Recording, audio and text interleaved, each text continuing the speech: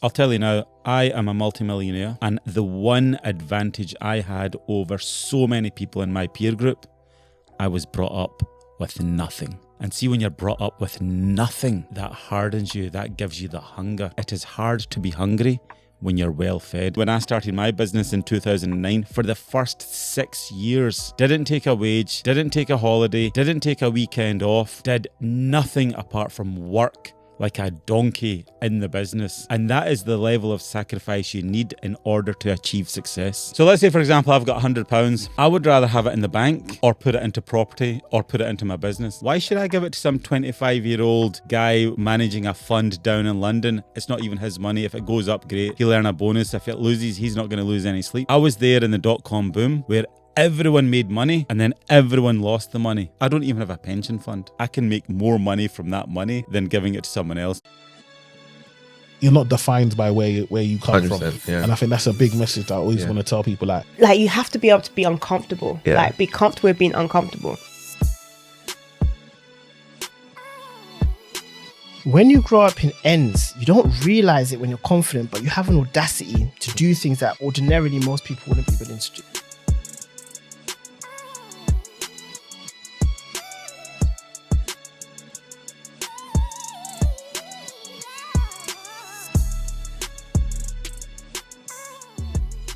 Welcome back to another episode of the podcast. I'm your host, Atto. We got a special guest in the building, Ajmal, who's the founder of Boss Pizza and former owner of Mushtaqs, where he ran the restaurant for 15 years. Ajmal, how are you doing today? I'm very well. Thank you very much for having me on your podcast.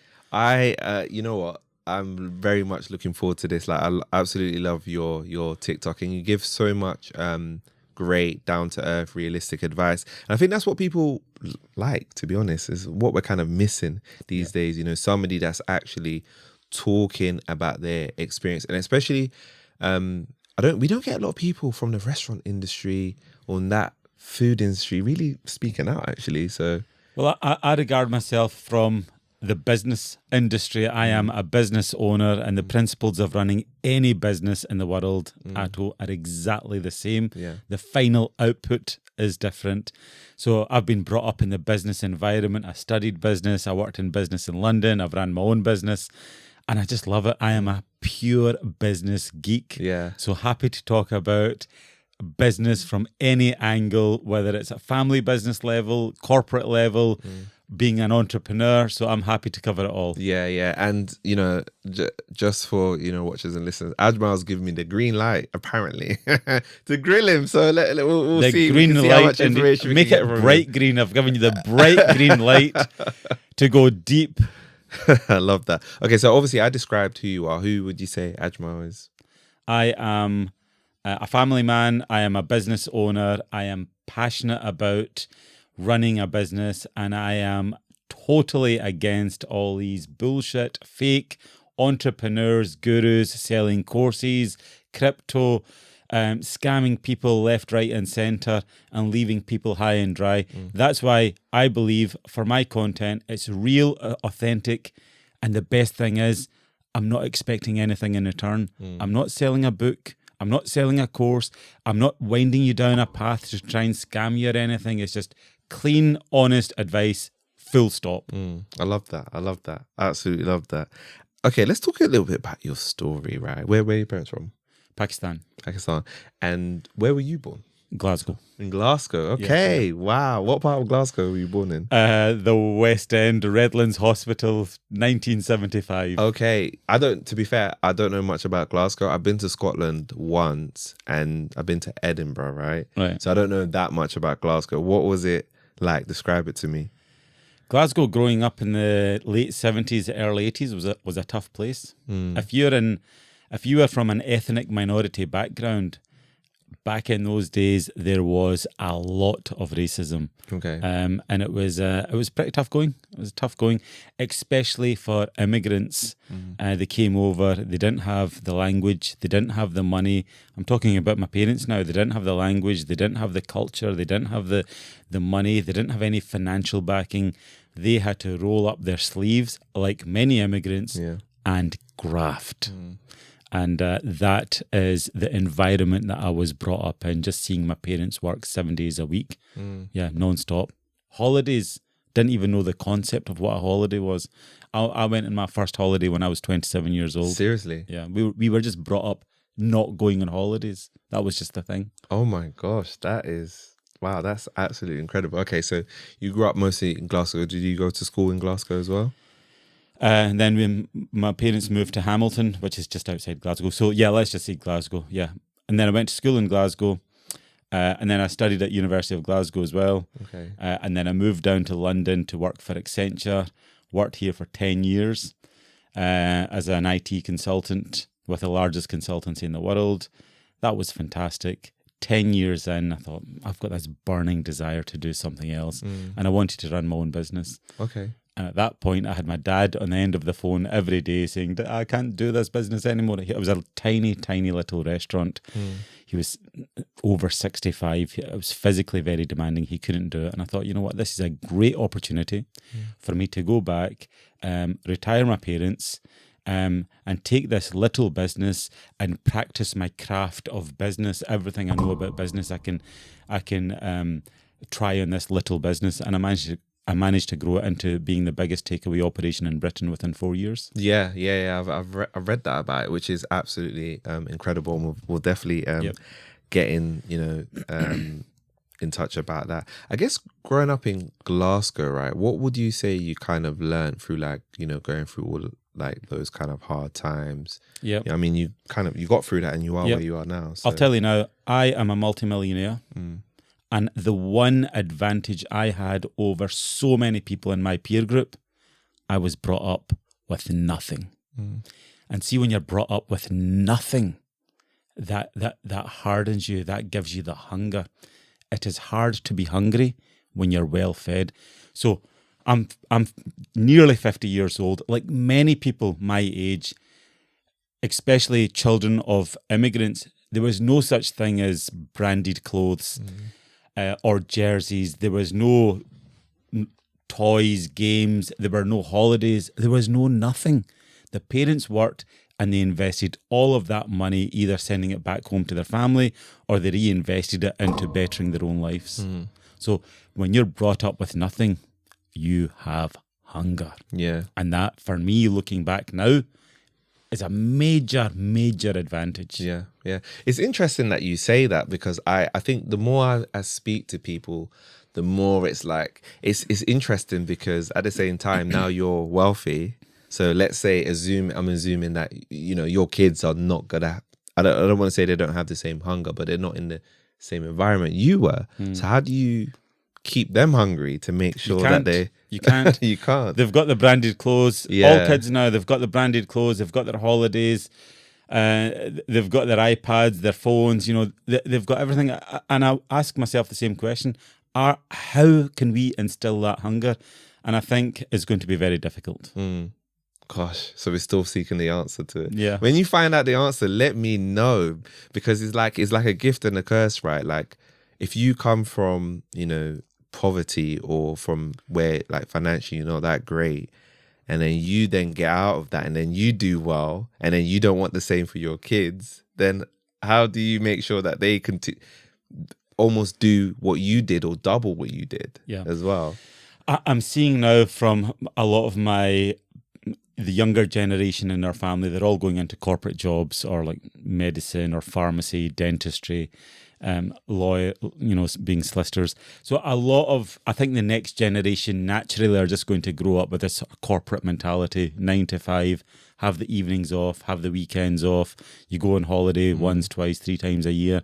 So I think they'll probably just be quite happy with that. Yeah, that's fair. And there's nothing wrong with that. There's nothing wrong with that, yeah. That's absolutely fair. Yeah, awesome. Okay, so what was your relationship like with money when growing up? My relationship with money was non-existent. Okay. We didn't have spending money. We didn't have pocket money. It was a tough environment. That said, in our house there was always food and there was plenty of love. But my parents just didn't have the disposable income to spend money on the kids, spend money sending money back home to Pakistan to the family there, spending money on the on their property, on their house. Something had to give, and the easiest thing to sacrifice would have been, let's not buy the kids toys, or let's not go on holiday. It was like that. Yeah. And do you feel like when your dad went into business, did you see that improve for you as well? No, really? No. Oh my gosh. Right. Okay. Right. Forget my dad. Right. Yeah. That was many years ago. Even me, when I started my business in 2009, for the first 6 years, didn't take a wage, didn't take a holiday, didn't take a weekend off, did nothing apart from work like a donkey in the business. And that is the level of sacrifice you need in order to achieve success. If we decide we want to be the world's fastest men at sprinting, we can't do our training sometimes and chill out and still have the parties on Saturday night. We are all in. You're working on your fitness, your nutrition, your health. You're sacrificing all the parties, all the dinners. You have to do that. And a lot of people don't understand. In order to be successful at anything, you have to dedicate your life to that craft for at least 3, 4, 5, 6 years straight. Oh my gosh. Okay. So having said that, how did you survive then in those 6 years not taking a wage? That's crazy. Well, I was working in the food business, so we didn't have to spend money on food. I lived 2 minutes from the house, so that there was no money on traveling. Any money we did make, it just went straight back into the business, into growing the business. The business was successful and it was making money, but I needed that business to be even more successful just for me to break even. Because remember, I left a successful job in London and so did my wife. So we took a major drop in salary. And then that was our starting point, and then we had to build up. Wow. So we weren't earning, nowhere near what we were earning in London for 3, 4, 5 years. Wow. Why take that risk? Yeah. Why take that risk? I think, well, now looking back, I'm glad I took that risk, because ever since that point, from year 6, life it's just been amazing. There has not been a single decision I've made where I worry about money, and that's buying properties, cars, holidays, you name it. Doesn't even come into the equation. So you go through that hardship, and then you work like a slave for many years, then you can live like a king. Okay.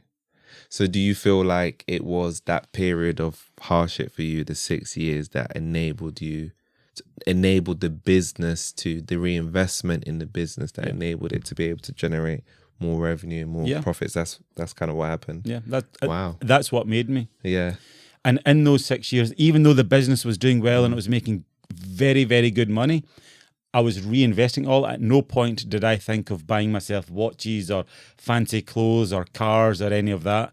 It's delayed gratification. So I put a hold on all of that. I thought, let's get the business established. And then when the business is established, we can benefit for the rest of our lives. You know what's crazy? That takes a lot of sacrifice and discipline, which a lot of people nowadays don't have that.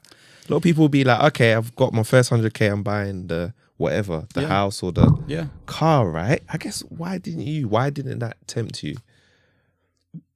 I needed to earn more money than I was earning in London, and I was in a very good wage here. So it wasn't like, even if I cashed in my chips year 2, 3, it still was nowhere near what I was making in London. So I had to work extra hard to make up, to make it similar to the salary that I was on in London. But fortunately then the business went, much, much higher than that. Yeah. What are some of the things that you did to do that, to get it to a point where you were able to, generate more revenue? What are some of the things that you did? So the principles of running any business in the world are exactly the same. So it was have a great product, spend good money in marketing, great service. So we spent so much money, effort, energy creating great food. And then on top of that, we guaranteed delivery within 29 minutes. And that's what put us in the map. Wow. And there was no one else in Britain that was doing that. No one else that even in the world that I knew of that was doing a 29-minute delivery guarantee. And that put us in the map. We were in the newspapers, the radio, the TV, media, hundreds of times. We got so much great publicity, and that just boosted the business even more. That's crazy. And yeah, dude, there's loads of articles about the business and awards winning, which is, it's absolutely incredible. Did you get a chance to work alongside your father at all in the business? No. Okay. When I took over the business in 2009, I said to my dad, I bought my dad out. It had to be a very clean break. I didn't want me coming into the business. Remember, I've sacrificed a very, very good salary in London, and so had my wife. I didn't want to then get involved in a family business where everyone's involved and everyone's got input and then there's fallouts. I said to my dad, clean break. I'm taking over the business. Here's the money that I owe you. Job done. I want to pay you, so there's a very clean break. So there's no blurred lines. So I paid my dad for the business, and then I took over. Okay. So that's what it was. Yeah. Have you worked with any family members in the business at all? Yeah. Okay. So when I left school at the age of 16, I worked with my dad and uncle in the restaurant business for 5 years, and then I went to university. Okay, cool. How did you find that time with working with them? That was an interesting time, and I've learnt from my dad, never get involved in family business. I was gonna ask you what lesson you learned from him, and the lesson is never get involved in family business. Yeah. Why? And the reason being is family business, because see, when it goes well, when the going's good, it's very, very good. But then see, when the fallout happens, those fallouts can last for decades. Yeah. And I've witnessed that with my own dad. I've actually grew up watching my dad not speak to his family members sometimes for years. Wow. That's sad, isn't it? Very sad. Yeah. So I've been blessed in the terms that I've been blessed in the fact that I've seen my dad make mistakes. So when I'm going into business, I've already got an advantage because I'm learning from my dad's mistakes. Wow. That's absolutely crazy, because I was going to ask you what's the secret to working with family members, but you're saying let's not do that. Let's not do that. Do it. What about friends? Friends in business, is that It's just hard. Okay, so just do with people where it's a business relationship. Yeah. And obviously we never want business to fail, but it's more so just so you protect. Because I guess with business you got to be able to separate the two. Because if you have a business with your friends or family, then when you're having your family friends relationship, then you're talking about the business, and it becomes blurred and messy. Exactly. Yeah, it's absolutely crazy. So okay, I wanted to know about the Mushtaqs being like the biggest operation. How did that kind of happen? How did it get to that point? It was a tiny place, and it became very, very busy, very, very quickly. I kid you not, this room is about 12 to 15 feet long, right? We had 12 people working in less than a third of the size of this room. It got that busy. I've got 3 pictures that I've never shared with anyone. They would breach every health and safety regulation going, because it just got so busy. So we just had to recruit more and more people. And I thought, I never want space to be an issue again. So I thought the bigger I build this kitchen, we'll just grow into it. So that's the thinking behind just creating a mega kitchen. We will never have space as an issue again. Yeah. So at one point, I had like 55 people churning out food from that kitchen. Really? Yeah. And this kitchen, just to give people context, right? It's almost like, correct me if I'm wrong, it's like, you know how nowadays we've got ghost kitchen? Yeah. It's like your own version of a ghost kitchen, isn't it? Right?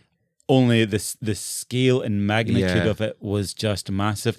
When you say kitchen, I know what you're thinking. You think, I know what a kitchen looks like. But this is like an aircraft hangar of a kitchen. Really? Okay. Tom Kerridge, the Michelin star chef, did a program on the kitchen, and his very words were like, this is like an aircraft hangar of a kitchen. Wow. Yeah, so that was in BBC That's Two Best crazy. Takeaways. How many, I think you might mention it. How much were you churning out on an average weekly? We were doing one meal every 15 seconds. What? And That's crazy. this is the advantage I had of working in London. Yeah. It was all about systems, processes, discipline, professionalism, economy of movement. So it was such an efficient machine. It was probably the most perfect food output machine I've ever seen in my life. Yeah. And we had multiple people doing one job to make it even faster. Okay. Yeah. Wow. And those systems and processes and everything you learned to make it bigger, was that all from the time at Essentia? No, that was just this crazy drive to constantly improve. Every single part of the business, there was just a culture of, right, we need to improve. Every week we had a 1% improvement meeting, right? I would challenge the team. I need you to improve what you're doing only by 1%. And the staff would go, yeah, that's easy. Then the next week I would say, right, that's great. I need you to do it the same again, 1% improvement. And they're like, yeah, that's easy. But see, over a period of 18 months, 1 year, 18 months, the business became unrecognizable. Wow. There was just this relentless culture of continuous improvement. That's so interesting. And it's crazy because the 1%, when you say it like that, it's more achievable, right? Because you're not thinking that you need to do something that's like 100% better. You're just doing something that's slightly better. Wow. I created a perfect system. Okay. And do you want me to tell you how we achieved perfection? Yeah. In the team meetings, I'll take you back before we achieved perfection. In the team meetings, if we messed up, and every business makes mistakes, especially a live business like a restaurant or takeaway or any live delivery business, there's always mistakes. When we were making mistakes, I was high-fiving the guys. Oh, well done, that's good, right? Then someone else made a mistake, high five, well done. I was congratulating people for making mistakes because as a leader, the environment that I created was a culture where we made mistakes, we learned from them, we never made those mistakes again, and we improved the system. But the key thing is, as the leader, I gave every single member of the team the green light up. Big time. Let's all do it and let's share from the lesson so no one makes that mistake again. Okay. For 6 months, we messed up. And if you were looking at in our team meetings, you would probably think this guy is the worst manager in the world because we're messing up customers. The customers are furious. They're complaining. And over here, we're having a laugh about it. But what I was doing, I was creating a culture where people can make mistakes and be, not have any fear of anything coming back at them. So we created a culture where they could actually make mistakes and we can make the improvement, and that benefited the business massively. Wow. And I feel like more people should do that. It's like, in technology where, me being in that industry for a while, like one of the things that we kind of try to do is a concept of failing fast, which is very tough to do. It's not easy to fail fast, and fail in a way where you can, obviously it's not catastrophic because you don't want it to get rid of the business, right? But also in a way where you're not, like you say, you're preventing people from sharing ideas and then failing, right? I love that. That's absolutely amazing. What is like one of the single biggest thing that you kind of did to acquire customers at the time as well? We spent 8% of our revenue on marketing. Really? We spent money on 30 different marketing channels, and I spent half of my time promoting the business. Really? There is no point doing a good job if no one knows about it. I was relentless when it came to marketing. We just did not stop. We used every single opportunity to promote the business. And my recent TikTok, I shared a story. Yeah. I was stopped by the police in the M74. It's a new motorway that was built. I was doing 71 miles an hour, 3 lanes, but one of the areas had like a 50-mile section. Anyway, the police pulled me over and said, you're doing 71 in a 50-mile-an-hour zone. Pulled out, before I sat in their car, I pulled out a menu and a business card, sat in their car, and I said, I own Mushtaqs. It's an award-winning takeaway. please come along. We've got some amazing dishes. We spent 5 minutes talking about food and dishes and combination flavors and all that. Then they charged me with speeding and gave me £100 fine and 3 points in my license. But the point is, my mentality. I've even been stopped by the police, and even then, I'm promoting you the business. So that's so you just have to have this mindset of constantly promoting your business. Yeah. And what nowadays, what would you say is like ways that people can kind of promote their businesses nowadays? Short form content for businesses is no longer an option.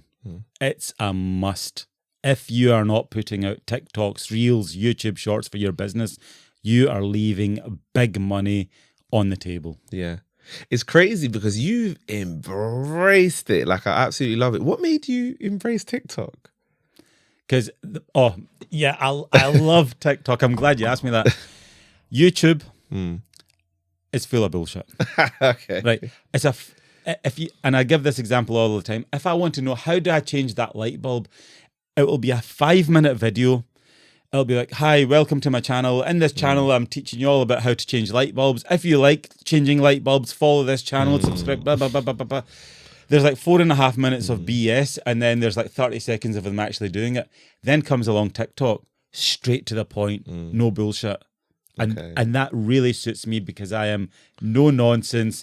I like to deliver my message fast, get to the point, full stop. Okay. I love that. And you've embraced it because, I think embracing change, because some people might see that and be scared of it, right? Like, oh my God, TikTok, no, we're just going to keep on doing things the old way. We're not going to jump on TikTok. And I love the fact that you really embrace it. You show behind the scenes of your restaurant operations. I think it's important for people to see that, right? Because it gives them, actually, this is how if I wanted to start a business, I can take some of these tips. And, the one I really like actually was your paper filing system. I like that. Yeah. I think it was, what was it? Bin, Spike and File. Yeah. I like that. it was really cool. And I kid you not, our office is like, if you were to walk into our office right now, you'd think, actually, no one works in here because there's nothing, there's no mess, there's no files, there's no paperwork lying around, there's nothing, everything's so tidy. And that's important to have an environment where it's clutter-free mentally and physically. You actually perform better. Yeah, I agree. Were there any scary times for you during the business where you thought, it's not going well, this might fail? And how did you kind of overcome that as well? Interesting. Scary times. Yeah, there were quite a few. When I started in 2009, the previous business that I took over from my dad had 90 dishes on the menu. I hacked them all out and had 10 dishes on the menu.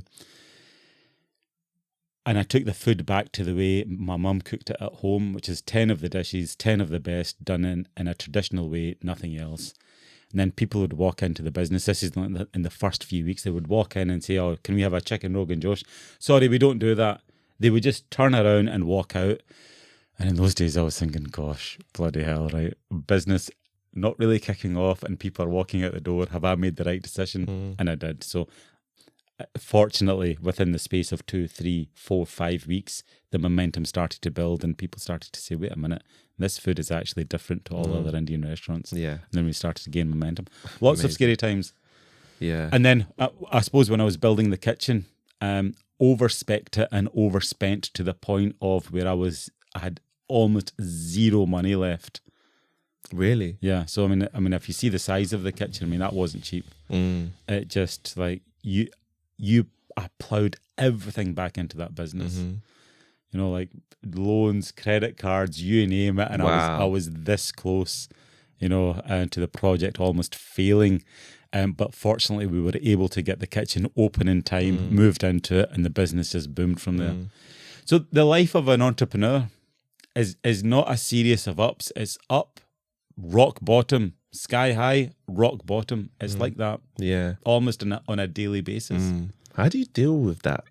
How do you deal with that? Because you come across like you've got a stronger mentality. How do you deal with with that, because it's tough. And and the reason why I'm asking you, because what you're gonna say can be applied to anything in life. You know, Yeah. your 9 to 5 could be like that. Your relationship could be like that. You know, friendships. Hopefully, friendships are not like that. Hopefully, relationships are not Yeah. bottom. But I'm just saying that life is tough in a lot of different areas, right? Yeah. And you do have to have some level of resilience. I think mentally I know how difficult business is, so I am prepared for the journey mentally. And where a lot of people fail, they like maybe baking cupcakes or doing something, you know, doing art or whatever their craft is. They turn that into a business thinking it's going to be really easy. But you need to prepare yourself mentally. It is tougher than anything you will ever do in your life. And if you're mentally prepared for that, you can roll up your sleeves and set about it in a totally different mindset. Yeah. The worst mistake people make is they go into it thinking, oh, this is going to be easy. I'll bake some cupcakes or I'll do some podcasting in a studio and I'm going to make millions. It's not like that. You have to work so much harder than you've ever worked before. Yeah. Don't I know it? I've learned it as well. It's like, it's very, very tough. And why do you think that message is not more out there of how tough this really is? Because I do feel like a lot of it is glamorized, like, you know, look at me, I've made millions, rather than, okay, yes, you made millions, but this was really hard. This was 10 out of 10 hard to really do this. I think there's two types of entrepreneurs. See, the entrepreneurs that are winning, they're out there winning and they couldn't be bothered with social media. And then there's the guys that aren't winning and they're out there selling courses or books. And I found this sort of niche area where actually I could actually just move into this space where I could just talk about business, tell the truth, and full stop. That's it. I'll be happy with that. And in that space, I'm not selling any books, any courses. And it's just such a sweet spot. And I am totally against all of these experts who are bloody selling the lifestyle, sitting in their Lambos, taking a cheap holiday to Dubai and then living it up and pretending they've made it big. Yeah. Now, the one thing that really annoys me, there is a section of society who are a bunch of losers. Oh my gosh. Right? Okay. Yeah. A few years ago, they're promoting Forex trading. Then they go into NFTs. They're telling everyone to do NFTs. Then they're telling everyone to buy crypto. Now they've all gone quiet because they've lost all the money. I guarantee you those very same losers are going to pop up and start selling everyone AI courses and all that bullshit. Probably. So that's one thing I am vehemently against, which is innocent people being scammed or influenced by these fake gurus who think by selling some courses they're going to get rich, but they'll leave the majority of the people broke, you know, or having lost money. Yeah. And that's where I think that's where my sort of content comes in really useful. 80% of my content is business. Bloody hell, it's difficult. Are you sure you want to do this? I'm not selling the dream at all. 80% of my content is negative. Yeah. We love to hear that. Don't 80% do is it. negative. That's what we Don't love do to it. hear. Don't do it. Don't start a business. No, you know what? It's tough. Honestly, like this lifestyle. Oof. If some of the stories, I mean, one day we'll talk about the podcast and how that's gone. But I absolutely agree. And yeah, I'm very against that as well. Like the whole. Let me ask you, Atto, right? Yeah. How long have you been doing this podcast? Over 3 years. How's it going financially? It's tough. Right? It's tough financially. Are you living up? Is your Lamborghini parked outside? No, I don't have a Lambo. You got a penthouse in Canary Wharf? No, not yet. Not yet. And you've been doing it for 3 years. Yeah. And I'm not going to ask you how much money you're making. I'm in this business. Yeah. I know how tough it is. It's very tough. Very tough. And how much money and effort you've got to invest up front. A lot. And time before you even have a chance of making money. A lot of delayed gratification, a lot of time spent, a lot of sacrifices. You know, so you've got to really love what you do. Yeah. But when I say love, there's certain aspects I love, there's certain aspects I don't love. And I just have to get through it and just understand that's just how it is, right? Yeah. Like, I'm not gonna love it all at the time, but the parts that I love, I really love, like the conversation. Yeah. I get to learn. I get my audience gets to learn. I really love that part, right? So you just have to. It's just the rough and the smooth sometimes. I don't think anything's gonna be always 100%.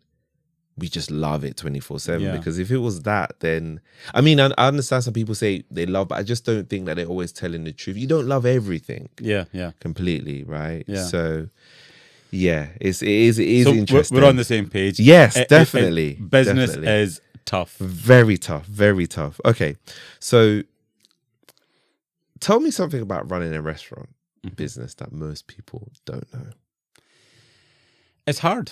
And again, going back to that, you're on your feet, or even the takeaway business. That's the area I'm in now, takeaway business.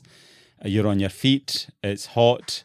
You get tired after standing on your feet for 4, 5, 6 hours. It's intense. It's a live environment. The hardest thing is, see that door? At 4:30 p.m., I would have like 55, 60 people in the team meeting at 4 o'clock, and we would finish off the team meeting and we would be like, ready. And we're looking at that door. And the minute that door opens, you could have one person walk through or 1,000 people walk through, and you've got to be ready for every single count of person that comes through. Wow. And mentally and you've got to be prepared. And if you're not prepared fully for that, you could end up getting slated on social media or all these TripAdvisor or Google review sites. Yeah. So and these things are so much more important now as well. Yeah. Right. Yeah. It's crazy. Like honestly, every restaurant I check everything. TripAdvisor, Google. I'm looking at it all because it's your food, right? Yeah. And it's very important to people as well. Wow, that's so interesting. That experience, the experience that you've lived is got to be so, because you've been in the corporate world and then you've done the other side, and I've never really thought about it from the perspective of you as a business. I've always been a customer. I've never like run a restaurant business, but the way you described it, I was like, wow, actually, you're right. You just never know. Yeah. Every day is a different day, different types of customers, different types of attitude, right? And you just got to make sure that your service is on point. So obviously, between yourself and your father, you had Mushtaqs for over 50 years. 15. You know? No, 50 in total, right? Because when was it started? No. So my dad, explain it to me. Yeah. Right. So my dad had a number of family businesses. No, my dad had businesses with family members. Yeah. And then towards the end of his career, it was just my dad had this tiny little 30-seater restaurant. That was all he had. Okay. But then that later turned into Mushtaqs, right? Yeah. Then when I took over, I rebranded it into Mushtaqs. Okay. So Right. sorry. Yeah. Okay. So but the legacy over is 50, but you so rebranded to Mushtaqs. Yeah. My dad started in a restaurant in 1973. Yeah. In Glasgow. So we have had connections with the restaurant takeaway business since 1973. Okay. Thank you for clearing that up. Okay. So obviously, multiple awards, great reviews, people love the food. Why did you decide to sell? I took that business from being effectively zero to being mega, and I couldn't take it anymore. I couldn't make it any bigger or better. I achieved everything that I wanted to achieve in that business. And then COVID hit, and we started Boss Pizza from one corner of the kitchen. And we were expecting Boss Pizza just to sort of sell a few pizzas a night. It's just another extension of the menu, but it rocketed. It just went so well to the point we realised actually we could spin that off as a separate brand, and that's what we did. Then we realised actually pizza business is more people like pizza. It's got a bigger slice of the market, and it's much easier, and there's no headache. So we thought, let's just focus all of our energy into pizza. So that's why I decided to sell Mushtaqs and just focus on Boss Pizza, created the Boss Pizza brand, and now we're franchising nationally. Okay. Are you allowed to say roughly how much you sold for? Rough figures? I wouldn't. The reason being is because there's a confidentiality clause. I thought so. From the buyers. I thought so, because I could not find any information. So I thought that they made you sign something. And do you know why? They're a very experienced party. Yeah. they bought the takeaway operating model, and they can copy and paste that into their own, all their other businesses. Interesting. It was a very smart move. Okay, so that's how they'll expand. Yeah. That's so interesting. Yeah. Okay, so for people wanting, there might be some people listening that want to sell their own businesses or get their businesses ready for selling. And I've interviewed entrepreneurs who are thinking about that. What are the key things that they need to have in place? So basically, what should they have in place and what shouldn't they have in place, basically? If you want to sell your business, it's very straightforward. You need to have a management team in place that run the business. So you as the boss, you take yourself out of the business. If the business is still running, you've got a healthy business. Secondly, the business needs to be making money. And third, there's systems, processes, training in place. So if any of the key members of the team do leave, you can plug someone else into that position and the business runs as normal. And the business has got to be profitable. I mean, if the business is making money, you will find a buyer for it in no time. But if you're struggling, you're basically selling a headache. Okay, fair enough. I love that advice. So we never hear of the other side. We hear, the big sale of the business. What did you end up doing your money? It would be good to hear. Like, you got this big cash injection. I always think about it, right? You get this big cash injection because what I want to try and give people understanding is of the other side of things, because we always think we get to that destination. Yeah. But what next? So what was next for you? Big house. Okay. Holidays. And then a lot of money's been reinvested into Boss Pizza. Okay. I am an entrepreneur, and I've either got cash in the bank or it's invested in my business. That's it. There's nowhere else, or it's in property. So I don't believe in crypto or Bitcoin or all these other stock shares. I don't do anything else. So the money's in the bank, it's in property, and it's in Boss Pizza. Okay, cool.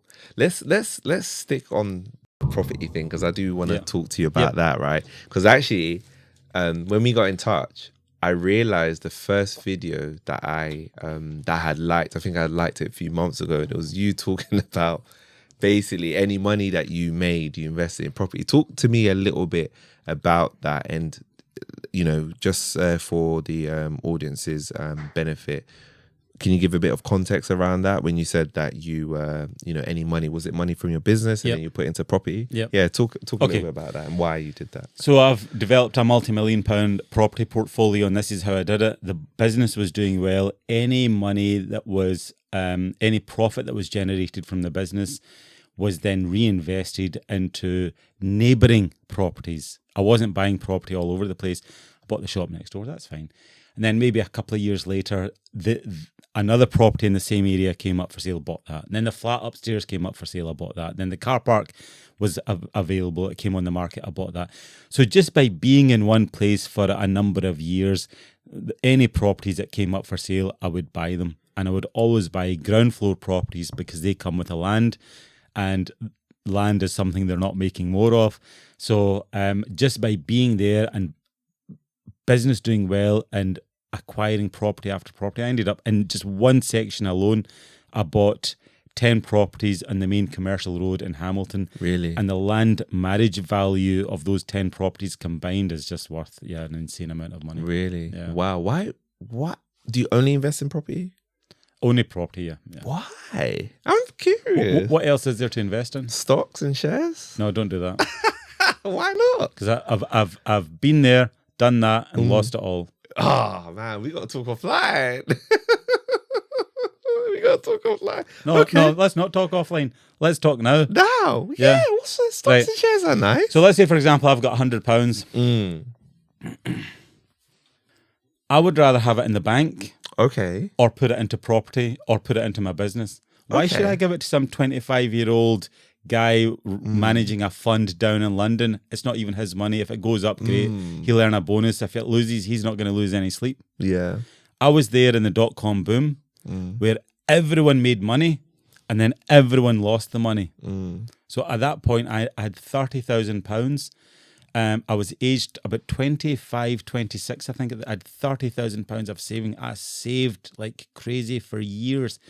invested it into stocks, and the stocks were going up, down, up, and then really up. And then it was a very healthy market, good profits to be made.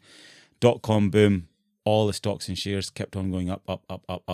That 30,000 turned into £130,000. It was paper money, £130,000. Then the .com crash of 2000, lost it all.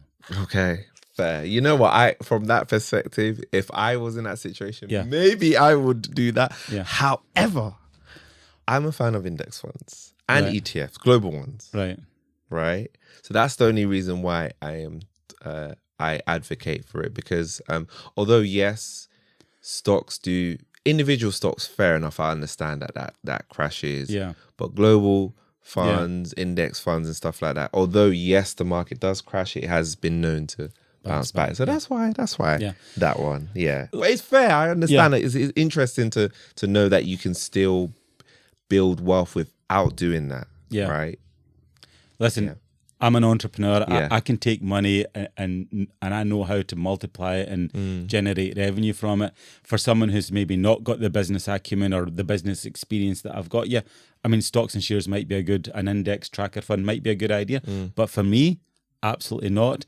What I learned from losing £130,000 when I was 27 years old is I will control my money 100% for the rest of my life. No one is going to control. I don't even have a pension fund. Oh my God.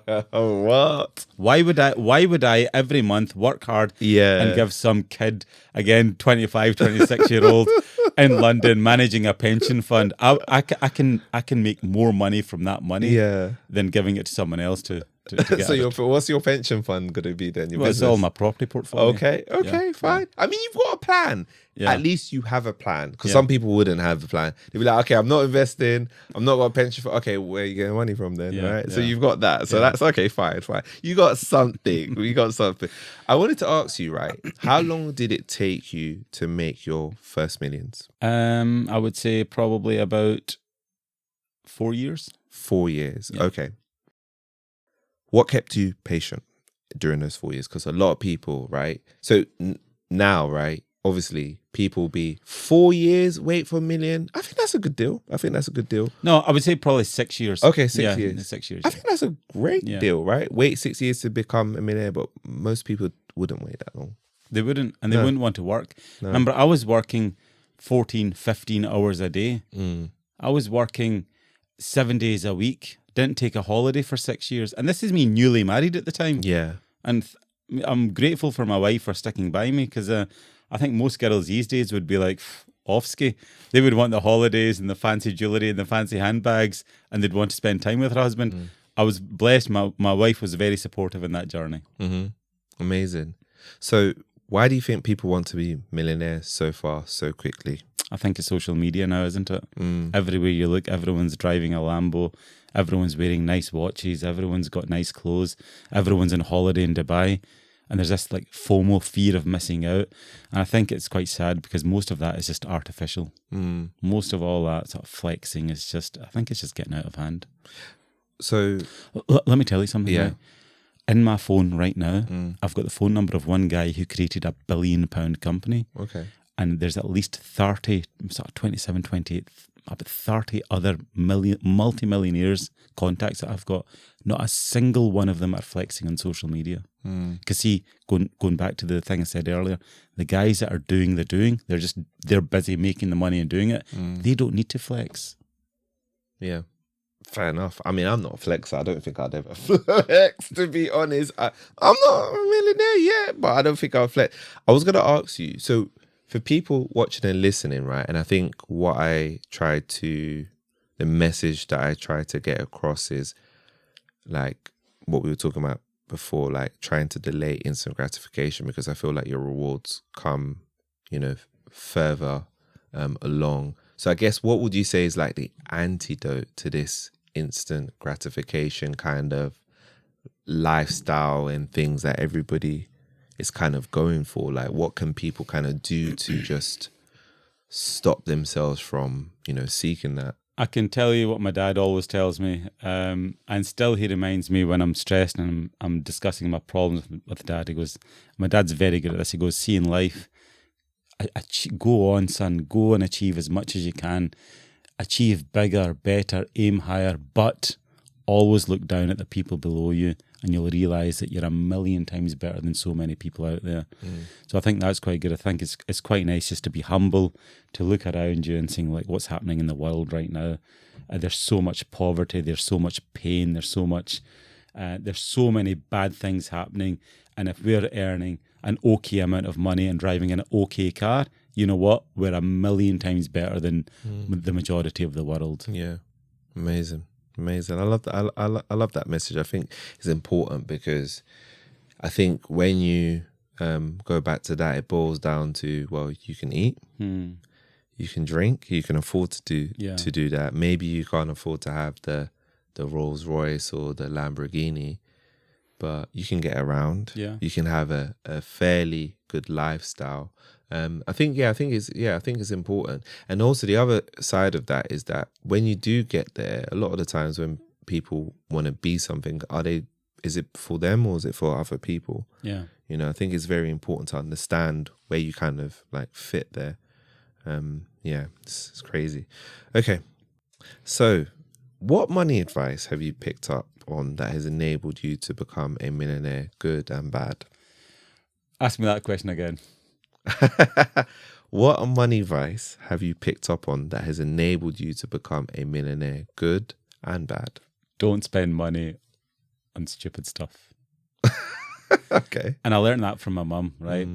My mum now is 83 years old, and all immigrant mums, right, were the same. They never spent any money on unnecessary stuff. They were so good. Every ethnic minority mum that I know, they were so good at just saving money. And that's inherent in us. So even now, I don't believe in money. I don't believe in spending money on just dumb stuff for showing off to other people, or anything that you spend, you should spend it for your own happiness, for yourself, for your inner happiness, rather than for to flex to other people.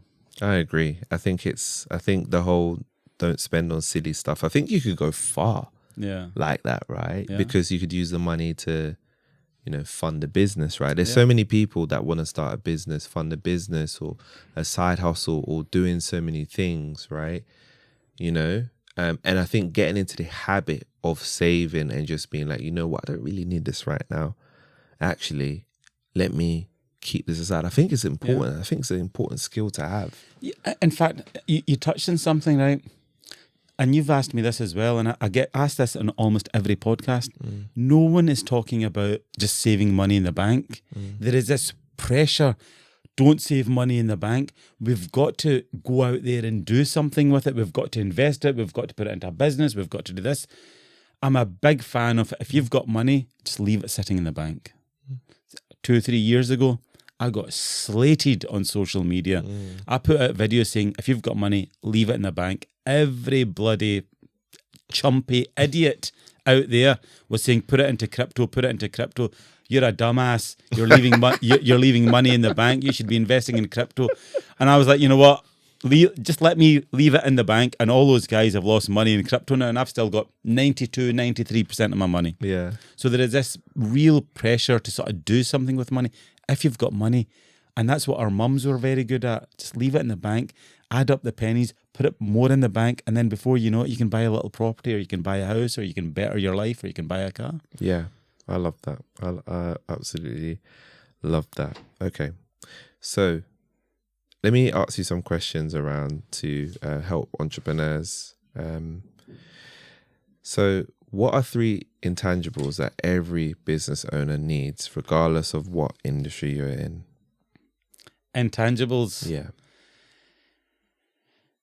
Let's just talk about 1, right? 3's too much.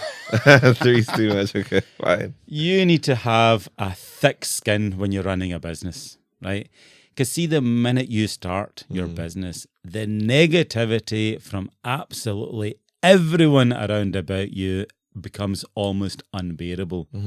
You're getting criticized by your friends, your family, your customers, reviewers. Everyone is out to get you, right? And if you do make it past the first 1, 2, 3 years, and then financially you start to do well, then you attract all the jealous haters. So the biggest intangible for me was just grow a thick skin, and you're going to be bombarded with negativity, criticism, jealousy on a daily basis, but you've just got to learn to ignore it and move on. What's the best piece of business advice you've ever received from someone? This can be anyone. I'll give you a minute to think about it. Yeah, No yeah. rush. Give me a minute because that's it. And I've got a few examples in my mind. Let me think about that. I think the best piece of advice I've ever been given is from my mum. And she's like, when you're doing business with people, just make sure no one is ever financially inconvenienced as a result of doing business with you. And I think that's just such a humble and down-to-earth piece of advice that I've never heard from anyone else in my life. And I always bear that in mind. So, for example, in my business now, in the franchise business, we're making sure that anyone who does business with us, they're going to be left off better financially than they were before they started with us. We're not out to make milk money from them or scam them or extort as much money through fees. So that would be it. Yeah, just make sure no one is financially inconvenienced as a result of doing business with you.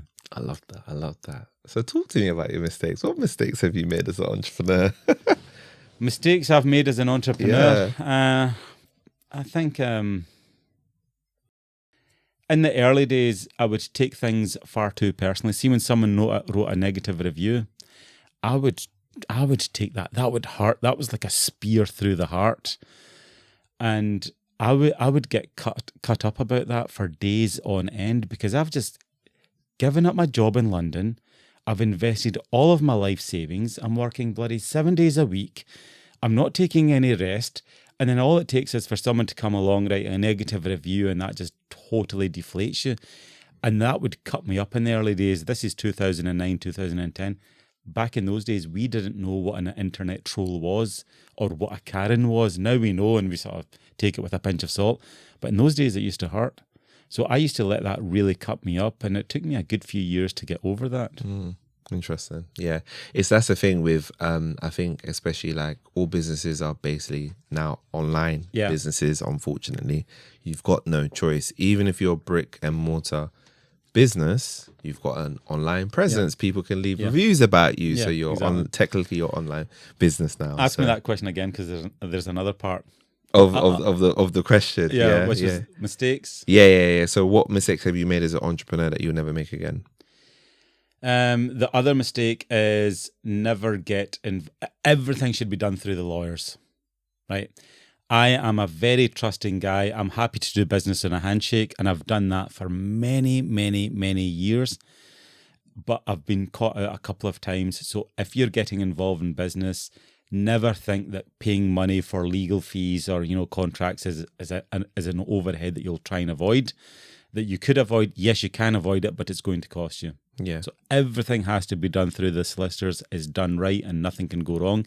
And if it does go wrong, at least you're protected. Yeah, that's the thing, right? I think people can smile in your face, handshake, and then they're doing you dirty behind your back, unfortunately, right? So you've got to kind of take a hard line on that. Otherwise, it's like, it's going to be a reputation in your business. So again, our very first franchise failed because we thought, we can draft up a franchise agreement from the internet, download it, pass it to the guy. He hacked out some of the stuff. We were quite casual with it. And then it turned out he can run the business and then he can walk out. There's no exit penalty. So he's bought the system, changed the brand name and just carried on the business. And basically we were left high and dry. Wow. All because we wanted to save maybe £1,000 or £2,000 in a franchise agreement lawyer. So what we've learned from that is everything has to be done through the lawyer. It protects them and it protects you. Yeah. And it's good for business. Wow, I love that. And thank you for being transparent because that is crazy. Sorry that happened to you. Yeah. People will literally, like you give somebody an opportunity and they're just like doing you dirty like that. That's crazy. So for entrepreneurs starting today in 2024, right? What would your advice be to them to get started and to continue with their business? Do something that you've got experience in. The grass is never greener on the other side of the fence. So if you're let's say, for example, you're working as a plumber, start a plumbing business. If you're an electrician, start an electrician business. If you're an IT guy, start an IT business. So do something that you're already good at, and then find a niche in your market. And you've got to make the sacrifices early on. You've got to sort of almost like be cheaper than the competition to get your foot in the door. And then once you get your foot in the door, then you can start to increase your prices, expand your offering. And you've just got to understand that journey of entrepreneurship, whatever you think it is, it's not as sexy as you think it is, and it's so much more difficult than you could ever imagine. Yeah, that's the thing. You said something which I wanted to ask you about. There's two strands that I want to ask you about. This whole passion thing that people talk about in business. You need to be passionate about, what you're doing. How do you feel about that when people say that statement versus you just being good at something? I think passion is often, it's a bit of a cliche, it's overused. I think if you've got experience in something, it's much easier to do a business in that. Passion, I suppose, you can be, it can help. So if you're passionate, like I was passionate about food, it did help. But I could never be passionate about, like running an IT company. It just doesn't excite me. So I suppose if there is something that piques your interest naturally, you should gravitate towards that, because business is very, very hard. It's very long hours. And if you're working that hard, that long, you might as well do something that you enjoy doing or you're good at doing, rather than taking on a brand new craft. Yeah, that's the thing. It's such an interesting thing, because there are people out there that they don't care. Maybe I think they love business, so they'll do it in any industry. If there's an opportunity, they're doing it, right? Whereas I think it's all about like knowing yourself.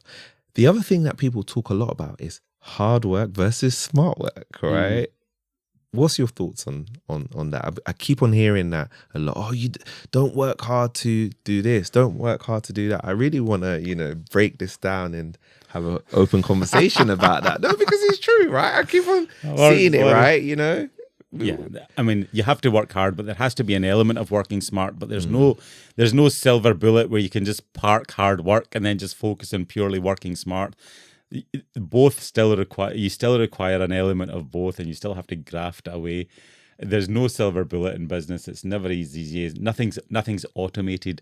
If you are working smart, you have to create the smart systems and implement them, and then train people up on them. So it's not as simple as everyone makes it out to be. Yeah.